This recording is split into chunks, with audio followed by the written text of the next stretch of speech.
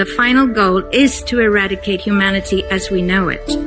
Once you understand the final destination, it becomes much easier to look back and identify the psychological conditioning, the biological tampering, the cultural grooming, and the educational prepping that we have been subjected to for decades in preparation to making us accept a post-human future.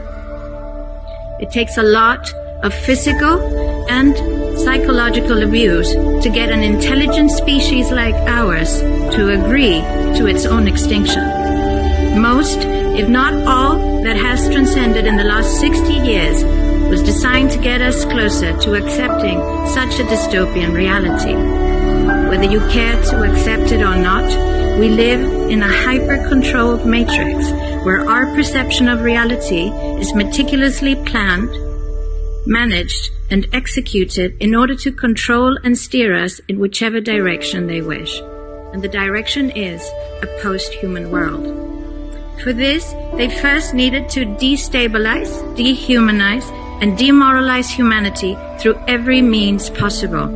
The destruction of the nuclear family, children being indoctrinated by the state, abortion, the eradication of God and spirituality from education, life in megacities and away from nature, toxic food, air and water, social media, replacing real human connection and interaction, engineered financial crisis and taxation, endless wars and massive migration, stress, anxiety, depression, drugs and alcohol, constant fear-mongering, moral relativism as the new religion, and I could go on and on about how humanity has been influenced and forced to move away from all the things that give us strength, security, purpose, and meaning.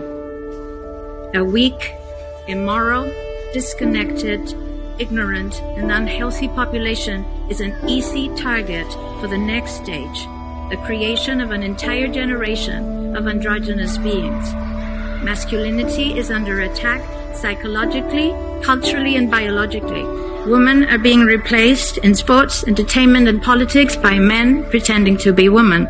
And children are being indoctrinated at school to think that gender is a choice. The transgender movement is not a grassroots movement. It comes from the top. It has nothing to do with people's freedom of expression, sexuality, or civil rights. It's an evil psyop with a clear agenda to get us closer to transhumanism by making us question the most fundamental notion of human identity, our gender.